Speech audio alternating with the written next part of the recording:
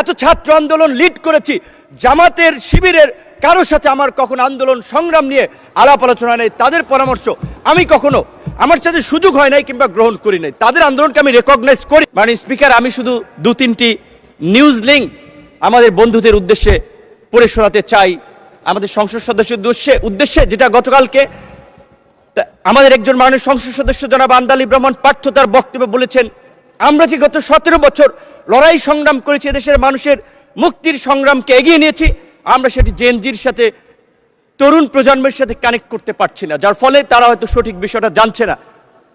2020 সালে দীর্ঘ 28 বছর পর অনুষ্ঠিত ঢাকা বিশ্ববিদ্যালয়ের ডাকসু নির্বাচনের ভিপি নির্বাচিত হয়ে ওই ডাকসুর কক্ষে বসেই সাক্ষাৎকার বলেছিলাম, সরকারের পতন ছাড়া দেশের মানুষের মুক্তি নেই। 16 জুলাই 2020।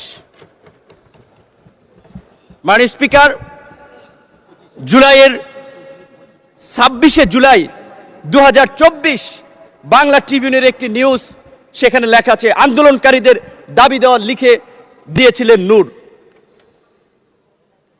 একই দিনের দৈনিক কালবেলার একটি নিউজ আজকের আমাদের সংসদ বিরোধী দলীয় চিফ হুইপের ছবি, মাঝখানে আমার ছবি, তার বাম পাশে সার্জিস আলমের ছবি দিয়ে বলা হয়েছে দুই সমন্বয়কে নিয়ে সরকার পতনের আলোচনা, নূরের সরকার পতনের আলোচনা।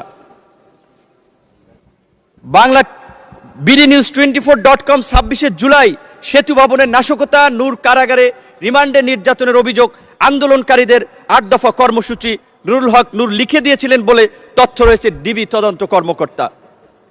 2 আগস্ট 2024 আদালত প্রাঙ্গণে নূর সরকার পতনের 10% ধাক্কা দরকার, প্রশাসনের আন্দোলন ঢুকে গিয়েছে। শুধু এই কথাগুলো তাদেরকে এই কারণে স্মরণ করিয়ে দিয়েছি, আমরা যে লড়াইটা করেছি, আমরা যে সংগ্রামটা করেছি, এই সংগ্রামের পেছনে কত মানুষের অবদান, কত মানুষের ত্যাগ, সেটি আমাদের তরুণ বন্ধুরা হয়তো জানে না।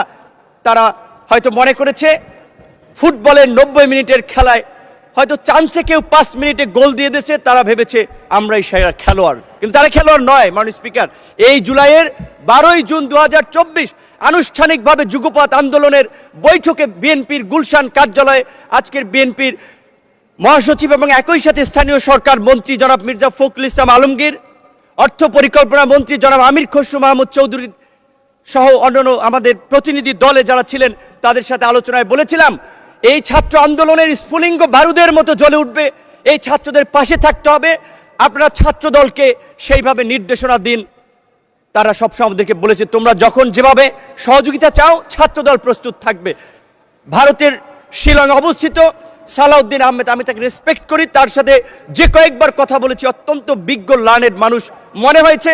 রাতে প্রায় তার সাথে কথা হতো 10 মিনিট 20 মিনিটের মতো তিনি দেশ, জাতি, তরুণ প্রজন্মের দায়িত্ব নিয়ে কথা বলতেন। ঢাকা বিশ্ববিদ্যালয়, একই বিশ্ববিদ্যালয়, আপনিও একই হলের, সেও সিনিয়র, সেই সুবাদে তার কাছ থেকে পরামর্শ নিতাম। এই জুলাইয়ের মধ্যেও তার সাথে এমনকি এই 8 দফা যেটি আমি লিখে দিয়েছিলাম আমার আন্দোলনকারী বন্ধুদেরকে, সেটিও সালাউদ্দিন আহমেদের সাথে পরামর্শ করে আলাপ করে।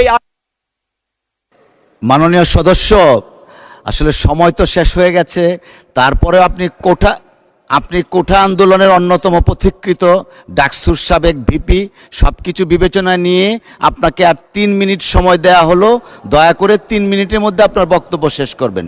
ধন্যবাদ আপনাকে। মাননীয় স্পিকার, যদি একটু বাড়িয়ে দেন, এটা হচ্ছে আমার প্রথম একটা বক্তব্য এবং ঐতিহাসিক এই সংসদে এই সময়ে কিছু কথা বলা দরকার, যেই অব্যক্ত কথা অনেকেই জানে না। ঠিক আছে 5 মিনিট, সর্বমোট 5 মিনিট দেয়া হলো। 5 মিনিট।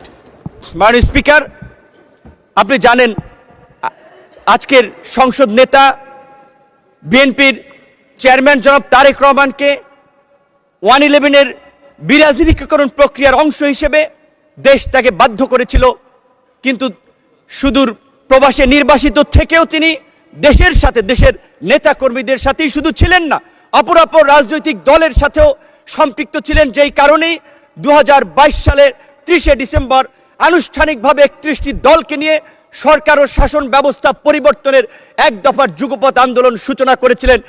এবং আজকের আমাদের বন্ধুরা যে সংস্কারের কথা বলছে, সেই সংস্কার আমরা 2022 সালে 31 দফা রাষ্ট্র সংস্কারের সেই রূপরেখা দিয়েই আমরা আন্দোলন করেছিলাম। এমনকি এই 24-এর গণ অভ্যুত্থানের পূর্বেও আমাদের আজকের অনেক সংসদ সদস্য এবং সেই সময়ের আন্দোলনের বন্ধুরা আমাকে দায়িত্ব দিয়েছিলেন, বলেছিলেন আপনি কনফার্ম করেন এই আন্দোলনে বিএনপি আমাদের সাথে আছে, সাপোর্ট করবে, তবেই আমরা এক দফাতে আমরা যেতে পারি। তারই ধারাবাহিকতায় আমি যেদিন গ্রেপ্তার হই 19 জুলাই দিবাগত রাত 20 তারিখে পড়ে গেছে, সেদিন আজকের আমার ডান পাশে বসা মাননীয় তথ্যমন্ত্রী জহিরুদ্দিন স্বপন তার মোবাইল ফোনে আমির খসরু মাহমুদ চৌধুরী, বিএনপির প্রেস উইংয়ের কর্মকর্তা সাইরুল কবিরের মাধ্যমে বিএনপির মহাসচিব আজকের এলজিআরডি মন্ত্রী, তাদের সাথে কথা বলি।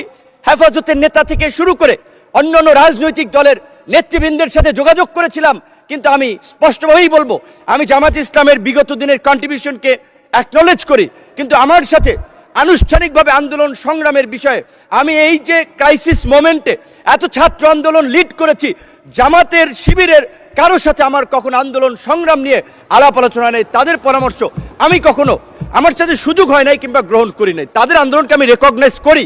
কিন্তু আমি শুধু এইটুকু বলছি যে আজকে যখন জুলাই নিয়ে কথা হয়, জুলাই নিয়ে বিকৃত তথ্য উপস্থাপন করা হয়, গতকালকে এবং তার আগের দিনও আমাদের একজন সংসদ সদস্য এবং এই সরকারের প্রতিমন্ত্রী জুনায়েদ সাকি বলেছিলেন যে জুলাই সনদে পরিষ্কারভাবে বলা ছিল যে এই বিষয়গুলোতে আমরা একমতে পৌঁছাতে পারছি না, রাজনৈতিক দলসমূহ সেগুলো জনগণের কাছে নিয়ে যাবে, জনগণ যার পক্ষে ম্যান্ডেট দিবে তারা তাদের মতো করে করবে।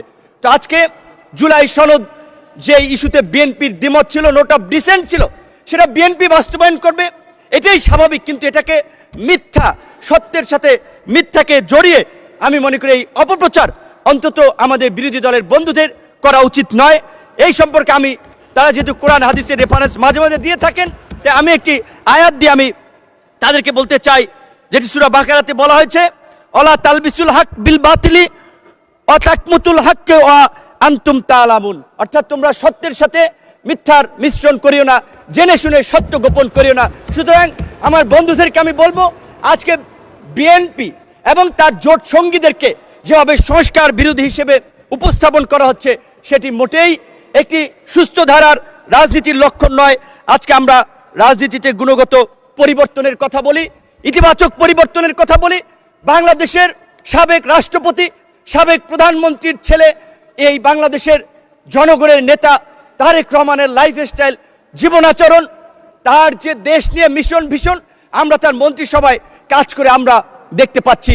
তাই আমি আমার বিরোধী দলের বন্ধুদেরকে বলবো, আপনারা তর্কের খাতিরে তর্ক, বিরোধিতার খাতিরে বিরোধিতা না করে আল্লাহর রাস্তে এই 5 বছর এই সরকারকে গঠনমূলক সমালোচনা এবং ইতিবাচক পরামর্শের মাধ্যমে সহযোগিতা করুন। ইনশাআল্লাহ আমরা তারেক রহমানের নেতৃত্বে আগামী 5 বছর এই দেশকে একটি অনন্য উচ্চতায় এগিয়ে নিয়ে যাব। আমি শুধুমাত্র আমার কথাটা শেষ করতে চাই রবার্ট ফ্রস্টের কবিতার 2-3টি লাইন দিয়ে, the woods are lovely, dark and deep, but I have promised to keep, and miles to go before I sleep, and miles to go before I sleep. ধন্যবাদ সকলকে।